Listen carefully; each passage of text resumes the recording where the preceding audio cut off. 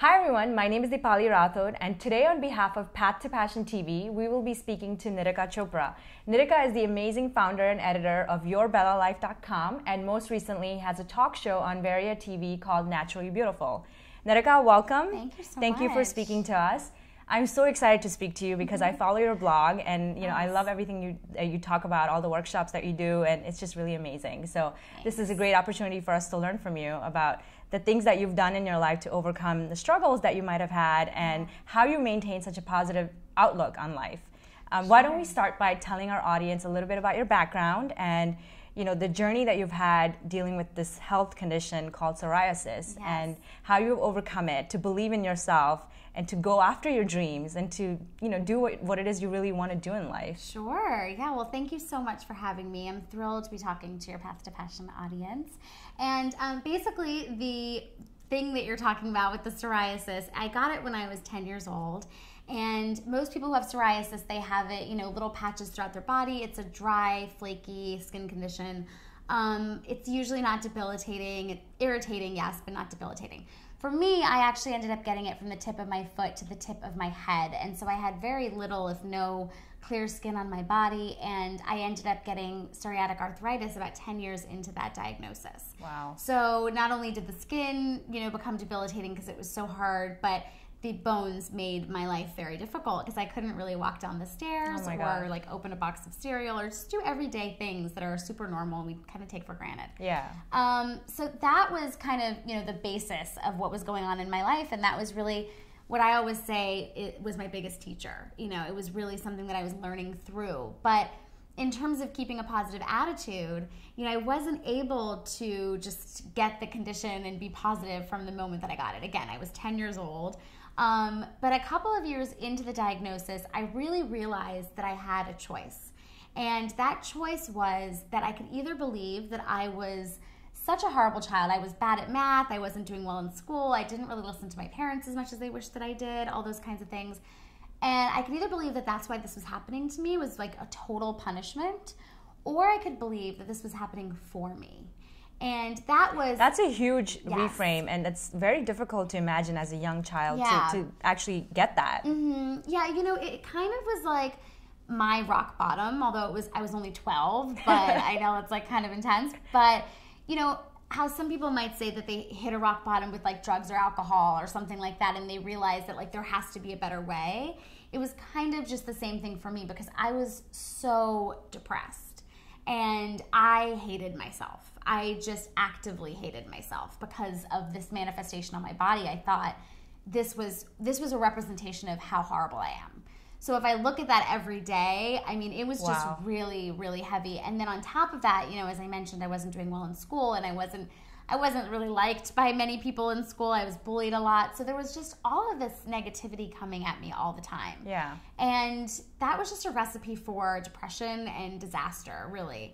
And so because it happened at such a young age, I had the ability and the choice to just make a decision. And I chose that this was happening for me and not to me. So that was kind of the first big reframe of my life, to get to a positive attitude. Wow. Yeah. And so what have you done over the years to keep that mindset and to really believe in yourself and to keep going? And I follow your blog, and I'm sure many of our readers and our viewers do. Yeah. And it's amazing. Your story is just amazing because you started this online community and from scratch. You built it from the ground up, and you have all these experts in different fields speaking about their particular areas and sharing insights and writing articles. And you built this community where people can come together and share resources. So how did you go about doing that? Where did you get the inspiration to build this to build this website? Sure. Well, the first question around how do I keep the positive attitude? I really believe that that's a lifelong journey. It's not a simple thing. We talk on Bella Life about all these different things that you can do, and I do believe that all of those things work. And saying affirmations and being around your girlfriends and having great self-care, all of that stuff matters, and it does work. But it's not a quick fix destination. And that's, I think, the biggest thing, that people need to be willing to create a lifestyle around self-love and healing and not have it be, oh, I need to go to a wedding and I realized I gained, 20 pounds, and so now I'm going to quick fix this extra weight. versus really getting into the weight and realizing why your body did that, like why you went into the pattern of gaining the weight, why you ate extra or slept less or whatever it was for you that caused that. So that's probably the biggest thing, is that I really believe it's a lifestyle, and I do something every other minute of the day that supports me, whether it's calling a friend or lighting a candle or writing something or doing a video, whatever fills me up. Getting to know what makes me happy and incorporating that into my everyday is my life's work. So that's the answer to the first question. And then in terms of, you know, creating Bella Life, it was really out of this desire to want to show. I had a very clear goal. And I also had a very clear problem, which was that no one knew who I was. Like, who's gonna hire me to do a show, let alone who's gonna watch the show? Because I don't even know anybody. I mean, I was like 27-ish, like when I decided that I wanted to do this. And, you know, I just gotten healthier like a couple of years before that. And I just had started making friends, but I didn't really have friends until I was like 25. So, so I was like, there's no one who's gonna watch this. So I would say, you know, the first thing was just becoming really clear that I wanted to build a platform for my bigger goals. And I really find... So before you get into that, can you clarify how you got to the point where you had clarity towards your vision? Sure. Like, did you do any particular practices or anything that helped you hone in on what your vision is or what you want your life to look like? Absolutely, I did, yes. The first thing that I did was I was working with a friend, Gabrielle Bernstein. I'm sure a lot of you out there know who she is. And I was working with her, and she told me, I was like desperate to figure out what my life's work was. I was dying. I was like, I need to figure it out. There's something inside of me. I want to express it. I want to be passionate. I don't know what it is. I don't know what it is. I don't know what it is. For like years, I was like praying for clarity. And then one day, Gabby looks at me and she's like, I want you to think of 3 things that you love to do. And like, it doesn't have anything to do with money. You know, it literally could be like, I love telling my friend that she looks crazy in her outfit and then telling her to put something else on. Like, I love being direct with my friends about their fashion sense. It could be something as silly as that. And she's like, think of those 3 things and then come back to me. So my 3 things were that I love to take care of people. I love the act of caring for someone. I love being in front of the camera. I love the lens. That's my mode of self-expression. It really excites me. And I love, love, love creating things. So like concepts, ideas, new projects, artistic things, like whatever it could be. The act of creation is just really exciting to me. So I'm like, what the heck is that? That means that's like a hodgepodge of like, God knows what that's going to end up being. I don't even understand. So I meditated on that for like 2 weeks because I didn't understand where that was supposed to lead me.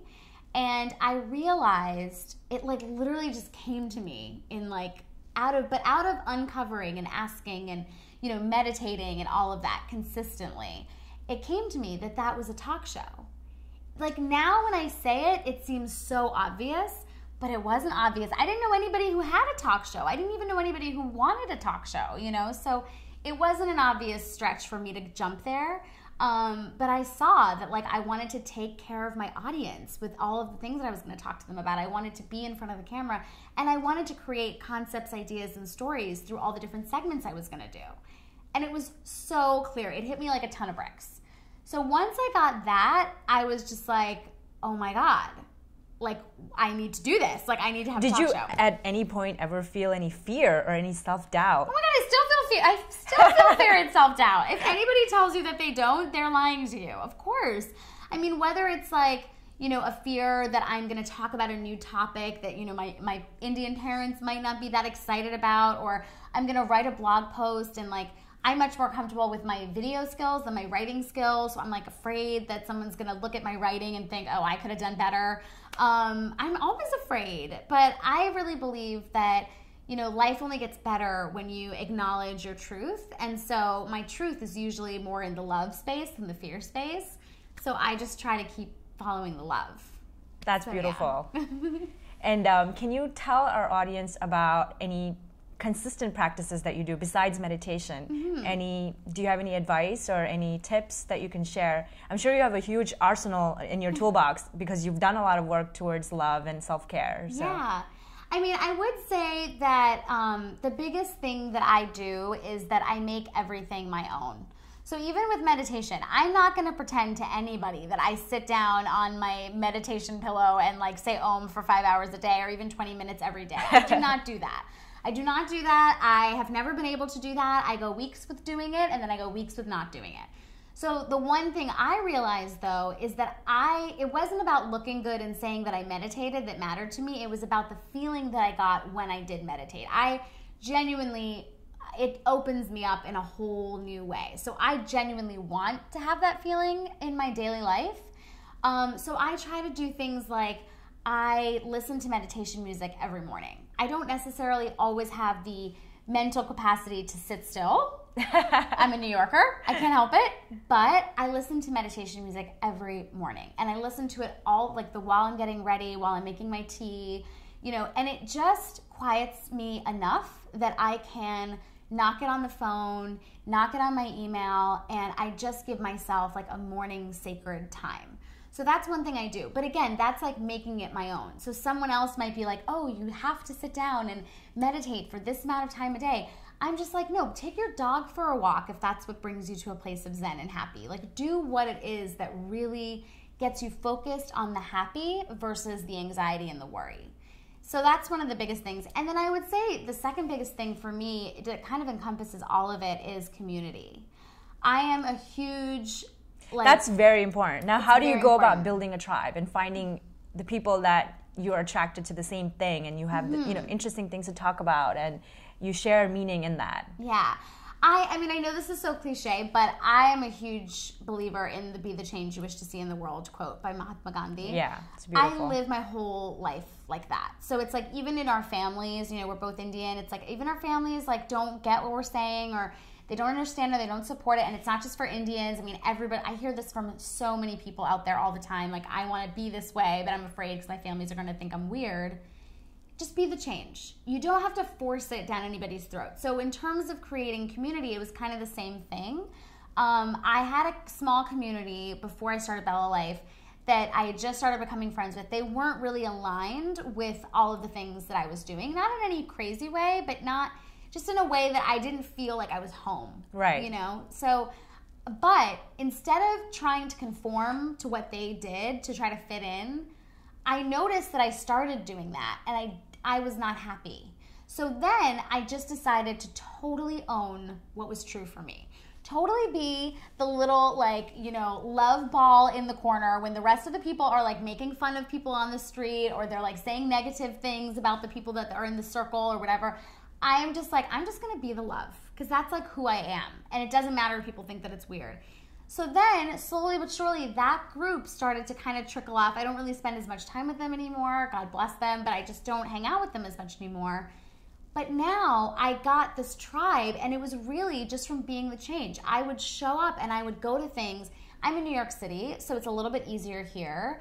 But even just being willing to be the change in a way where you're reaching out to somebody. If you're upset that you don't have friends, go reach out to someone. I can't tell you how many emails I have sent to people just being like, hey, I love what you're doing. Do you want to jump on a Skype date and just like hang out online and see how we can support each other? And, and not, I hear this word a lot, like not to be transactional, right? Not like, oh, you have a talk show? I need a talk show. So can I talk to you? Right. That's gross. Okay. Yeah. Nobody wants to hear that. Nobody wants to hear that. Come from a genuine place. Be the change. It is true in every sense of the word. Be the loving person that you want to be friends with. Be the generous person that you want to be friends with.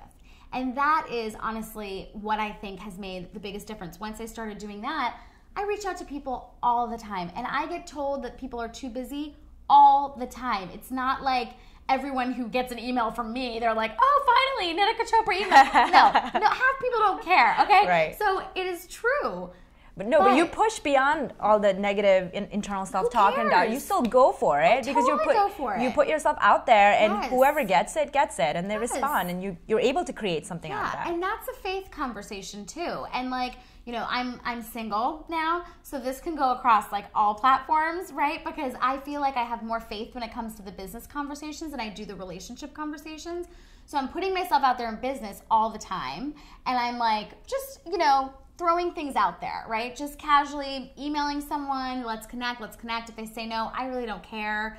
I have 50 other people that I can reach out to, and I'm so sure, I have so much faith that it's meant to happen. Whatever it is that I see in my heart, it is meant to happen. So like if X person doesn't have time for me this month, they will when they're meant to, okay? But when it comes to romantic relationships, that's not always so easy. So I'm not saying that I'm like a perfect person in this arena, but I definitely see that it works and it's a muscle. So now it's like, okay, I got it down in the business category. I'm gonna work on it in the relationship category. So we're always growing. So I think that's really important to know too. Yeah. And so have you always been this way in the sense that, you know, being in the media industry, did you major in the arts field or communications or anything related to that? How did you get involved in, you know, having your own talk show? What's your journey career-wise? Like, where did you go to school? What did you major in? And yeah, no, I did not major in anything that would get me here.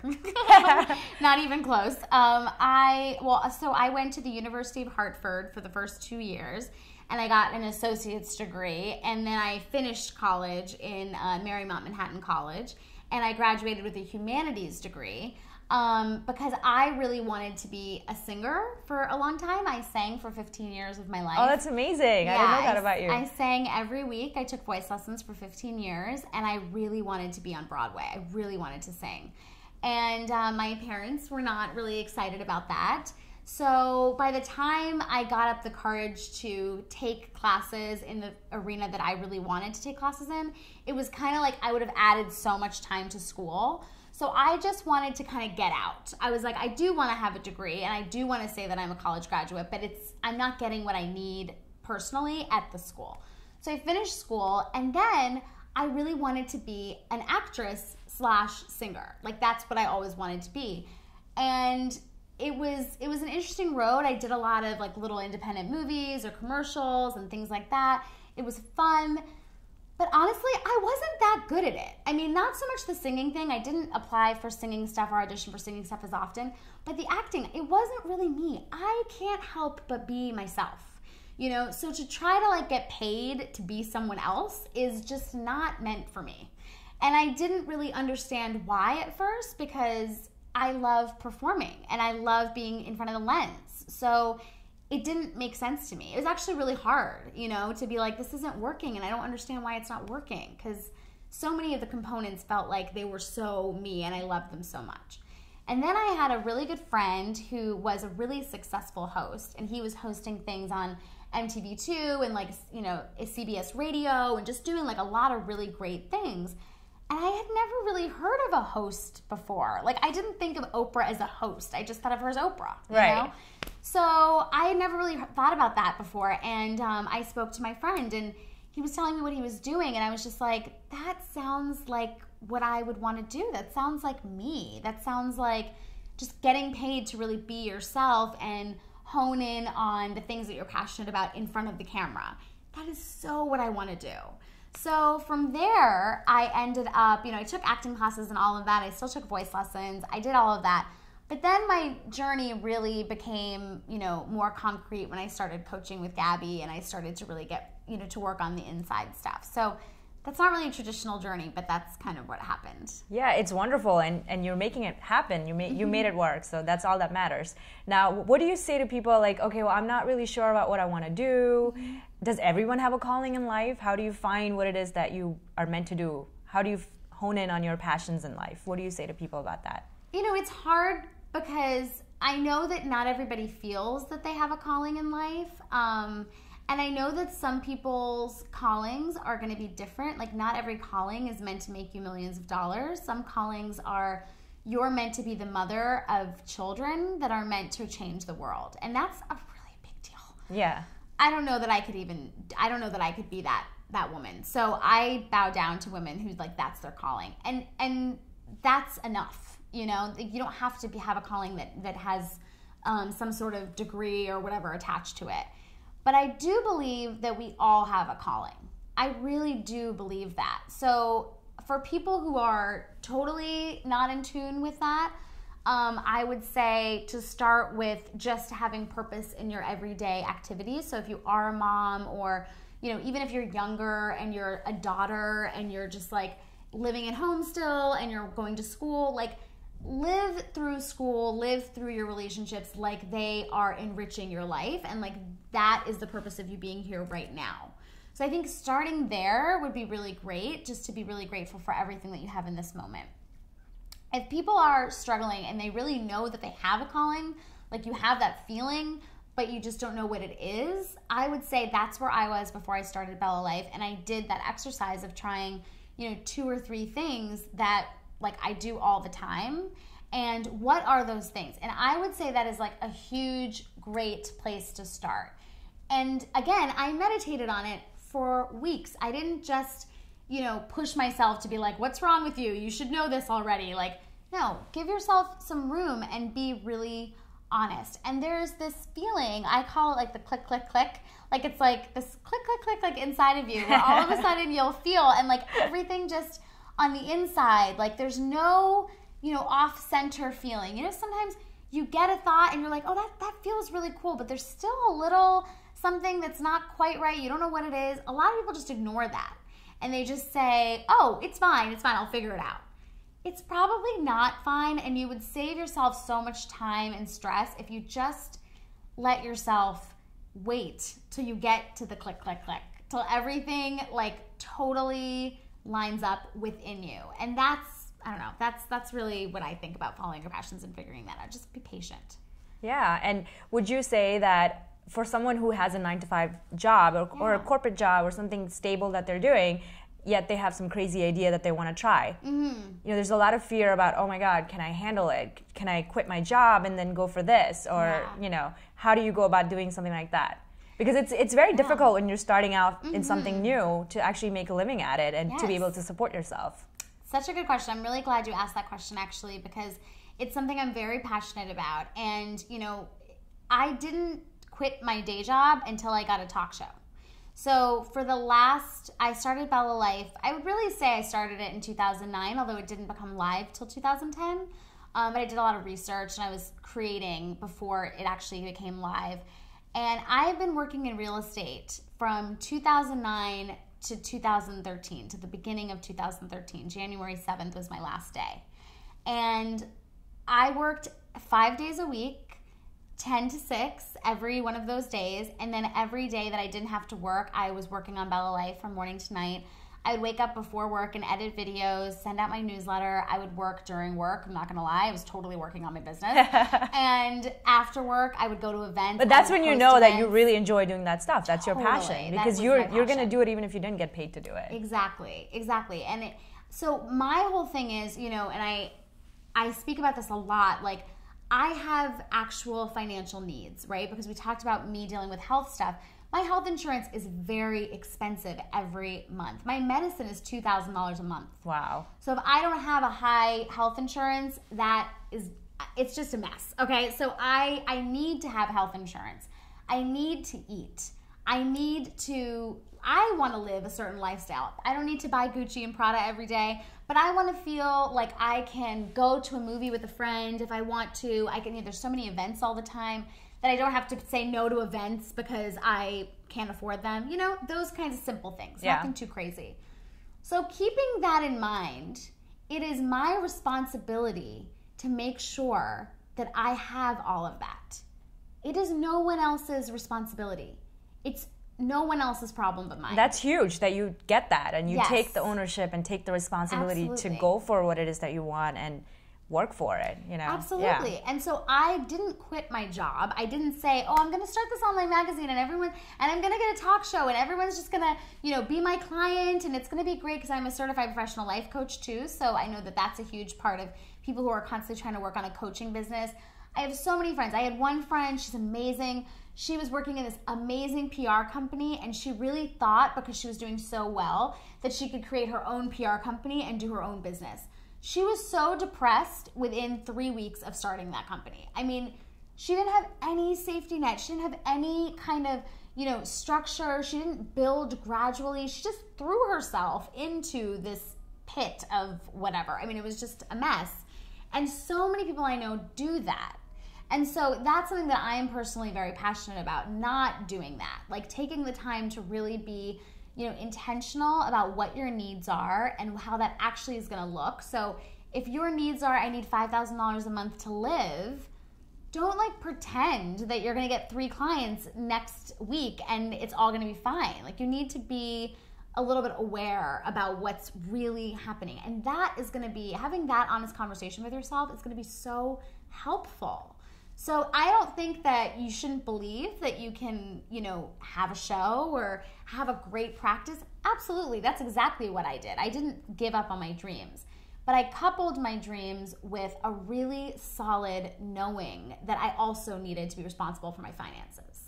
So. Yeah.